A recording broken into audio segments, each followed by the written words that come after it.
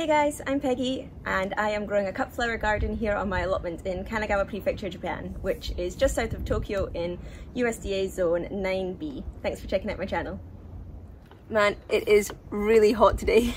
We are only in March and we are at 23 degrees today. When I say in my previous videos that the weather changes here really quickly, I mean really quickly. We are now at 23 degrees Celsius and the garden has been loving it. I've been away for the weekend, so I haven't been down to see it, and everything looks really good. I'll give you a wee tour around. So this is the cornflower that we got in the ground last week. Now I still have some of this growing on in pots at home just in case any of these failed. And the stuff that's in pots isn't doing so well. When I took these out and planted them, they were actually quite root bound, which surprised me. And they were obviously really ready to get in the ground because these ones are big and really strong. The stems are really strong. And I think this one is already thinking, if I can get that to focus, already thinking about putting out some flower heads, which is nice. Now I didn't pinch these because I had so many of them.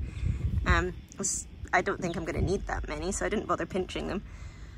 So they've already put out flower heads, but the ones that are in pots at home aren't doing great, whereas these ones, which are now in the ground, are absolutely loving it out here. My going oh so slow sweet pea are still going oh so slow, and they're refusing to hang on to this netting that I've put up as well. They're just sitting right below it and kind of spreading out sideways. Now that does mean it's good, I'm getting nice bushy ones, but they're just going so slowly. And this is the allotment plot just down from mine, and look how big his sweet pea are. And they've got really pretty flowers on them as well, in here. Now obviously the guys in the rest of the allotment are growing for vegetables, not for flowers, so they're leaving their flower to go to seed. Cut the flowers off, you don't get any peas. But yeah, I'm really jealous at how nice these sweet pea are looking. And we put them in the garden at the same time, but I think his were a bit bigger when they went in. And mine just died off in the first cold, and his stopped growing. They really stunted. But literally in the last maybe week and a half, they've put on about 1 metre in height. So I'm really hoping mine are going to catch up quite quickly. But I'm very jealous. And it's not just him. Look, this is the plot behind. And they're starting to get flowers on their sweet pea as well, wee white ones. Now obviously there are different types of sweet pea. The ones I'm growing are bred for flowers, and if you eat the peas that they make, you're going to get sick. Don't do it. Make sure that when you're buying sweet pea, if you're buying them for flowers, if you're growing them for flowers, you buy the flower variety, and if you're growing them to eat, you buy the eating variety. Now obviously these are the eating variety and they have nice flowers on them, and you can cut those. But you can't do it the other way around. If you've got the sweet pea varieties that I have and you let them go to seed and then try and eat the peas, you're gonna get sick. Don't do that. But anyway, yeah, my sweet pea, tiny. That guy's sweet pea, massive. Not impressed. Okay, so then behind that we've got my snapdragon, and if you remember, these are done in rows of ones that I pinched, ones that I didn't pinch, ones that I water propagated, and ones that I soil propagated, or the other way around. And again, the soil propagated ones are not doing much, whereas the water propagated ones are still doing really well. And obviously, the not pinched and pinched ones are much bigger than the propagated ones. But they are all doing really, really well, which is great news. This Docus dara that was in here already has really put some height on it and bushed up as well. And I left a whole row for it there, but I'm scared it's going to shade out these. This row next to it, so these snapdragon need to get some height on them or they're going to get shaded out. But that is them looking good, and then behind them you can see the things that were in the garden anyway. These are some bunny tails that have come back. This, I'm not entirely sure, this has just popped up this week, and it does look a bit like possibly a scabious or Aryngium, one of those wee thistly things, which I think is what that is also. So these are all starting to pop up nicely as well, and this has actually turned out to be 2 different plants. I thought it was 1, but it's quite clearly 2 that are growing next to each other. So I'm hoping that these will turn into things. And then behind that you can see my poppies, which are massive, and still I've just had a rake through them to see if I can see any flower heads, and there is nothing going on there. My stock, which are really putting on height, but now these have started to go to flower already.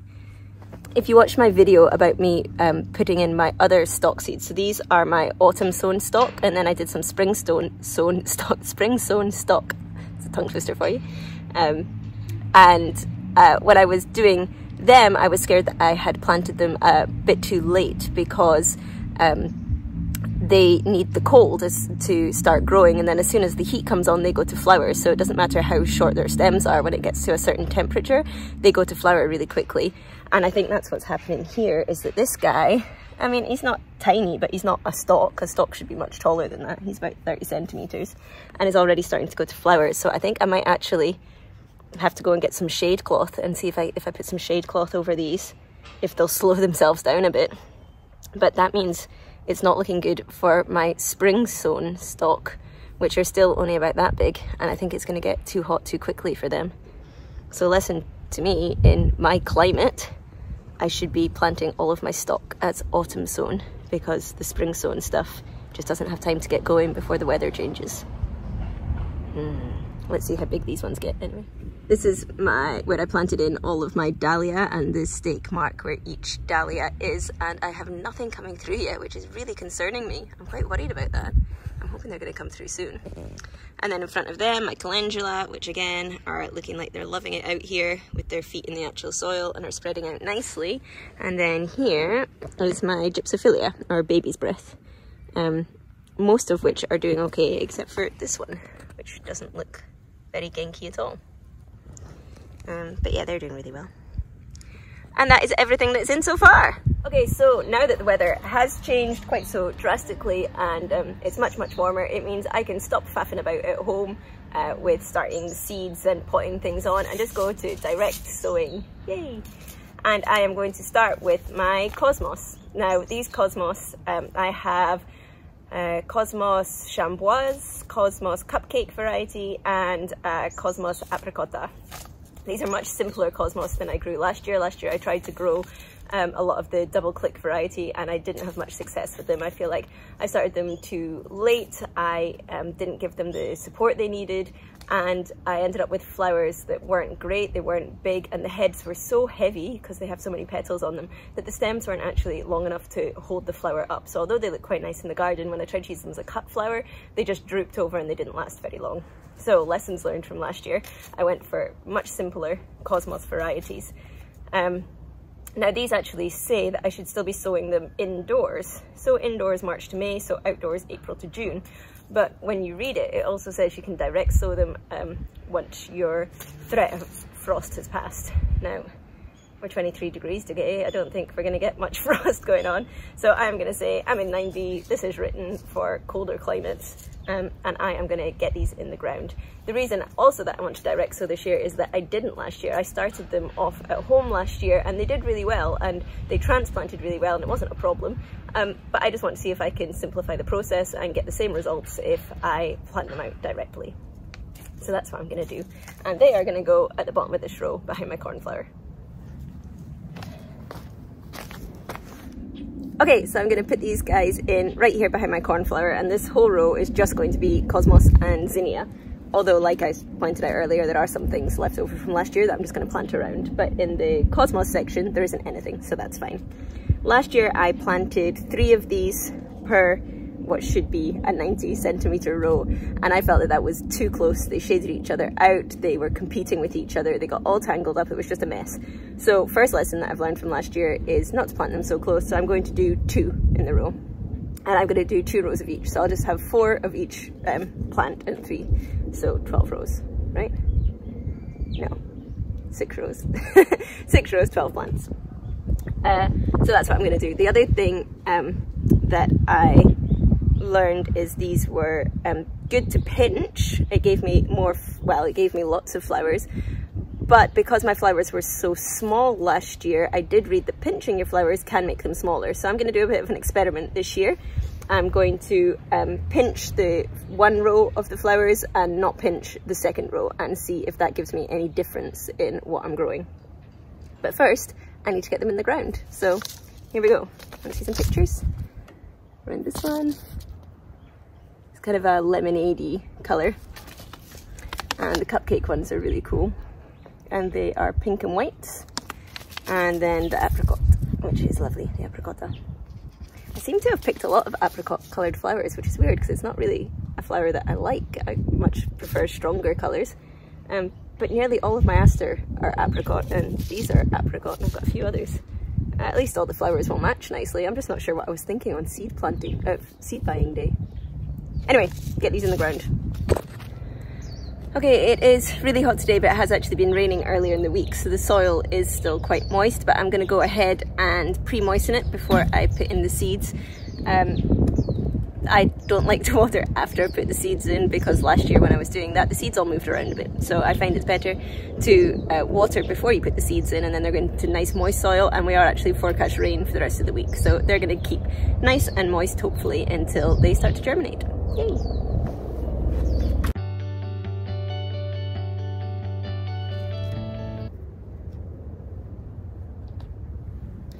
Cosmos, I have a pretty good sized seed. It's not crazy tiny. Because I am direct sowing, I like to put 3 into each hole. I guess Scottish folklore always tells you to do things in 3s. So we say 1 for the soil, 1 for the crow, and 1 to grow. In we go.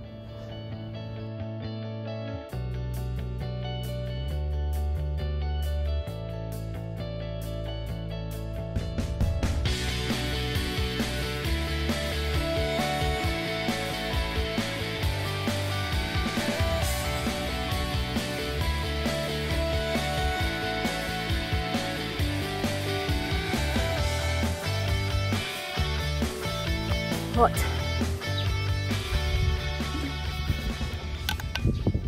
Okay, the second lesson that I learned from last year is support netting. Right after Golden Week it kind of gets really, really hot, and then we get rainy season, and then we get typhoon season. A bit of heat and then typhoon season. And these guys really got knocked about last year in typhoon season, which ended up with me having crazy winding stems, helter-skelter stems. So I have learned that I need more netting than I originally thought, and I need to get it on a lot earlier so that they're really being supported at the base as well as at the top to be able to deal with those high winds. So I am going to, instead last year I had 2 layers of netting on, this year I'm going to do 3. So I'm going to go ahead and put the first layer of netting on just where these cornflower are starting to stick through, and it's good, the cornflower need it as well. And I will eventually stretch that all the way up so that it's the same for my zinnia as well. So full netting on this row. Let's do that.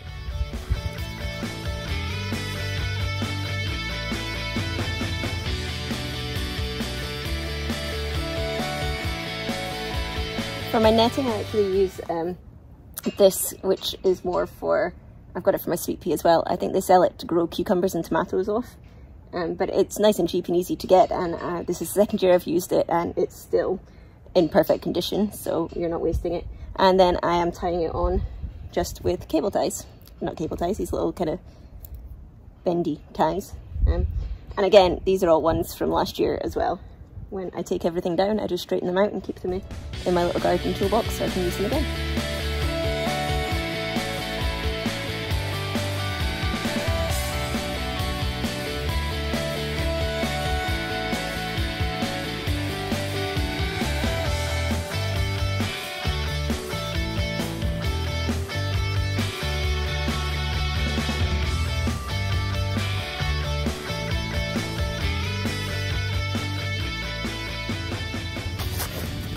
Okay, support netting on, and you can see I just stuck a cane in there. Now that's just so when I come back in a few weeks I am going to be direct seeding my zinnia behind these, and I need to know where I stop planting my cosmos so I know where I can start planting my zinnia from, because these guys might not have come up yet. So that is my cosmos in, everything looking good, this on, and now we just wait and hope that we get better cosmos than we did last year. But that is all from me for today. If you want to follow along and see what happens here and how these grow, and like I say, I'm going to do the little experiment where I pinch half of them out and don't pinch the other half to see if that affects the size of the flowers, how quickly I get flowers, how strong the flowers are, that kind of thing. Because I do want to try and learn as much as possible from this garden. So I'm also interested to see if these direct seeded ones do better than my ones that I started indoors earlier last year. Actually, I started them later last year because I didn't have the garden at that point. But yeah, if you want to follow along and see what happens with the garden this season, then remember to hit the subscribe button below, and I will see you guys next week. Bye!